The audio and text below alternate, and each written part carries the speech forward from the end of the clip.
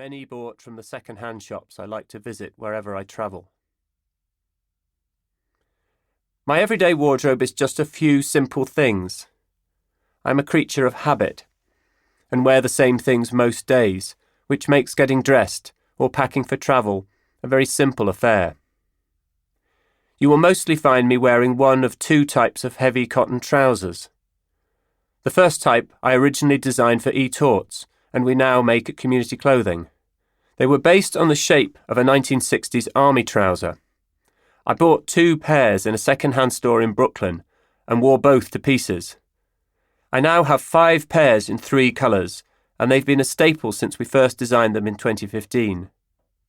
The second, a more recent design, the cameraman pant, is inspired by a workwear pant worn by one of the camera guys on the Great British Sewing Bee in 2022.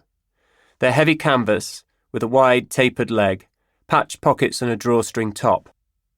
I wear them almost always with navy blue crew necks, t-shirts in summer, sweatshirts or jumpers when it's colder, or my faded plum sweatshirt. 9 days out of 10, I'm in a navy crew.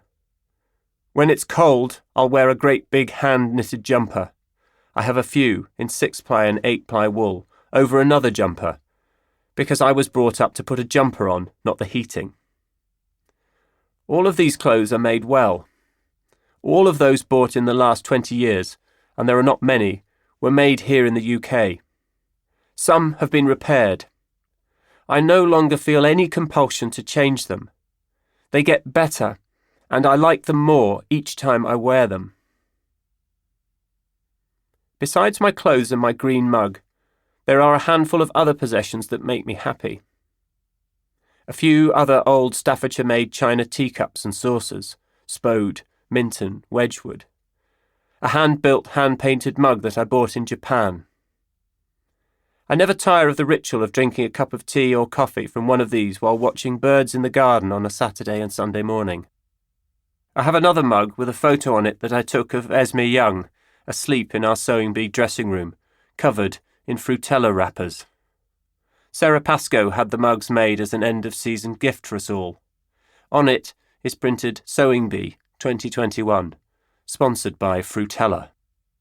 I have another mug with a picture of a full English breakfast on it from Stee's Place, a greasy spoon in Darwin Market near Blackburn. Both make me smile every time I see them in the cupboard.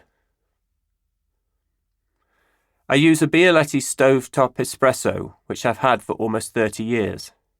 Made in Italy, from 4 pieces of high-quality steel and a rubber disc, it is one of the simplest and most perfect pieces of engineering I can think of. I have a Dualit classic toaster, robust and simple. No electronics, just a mechanical lifter and timer, everything replaceable, which I've had since 1995. I have a few good pans, professional quality, made in stainless steel or cast iron, again bought almost 30 years ago, and 3 good knives. I own a few bikes, a Dawes Super Galaxy, a Dawes Galaxy, a Pashley Classic, a Roy Tame touring bike, and a Pete Matthews track bike, all British built, all steel frames. I also have a Trek Carbon road bike, now over 20 years old, which my local bike shop deems a classic.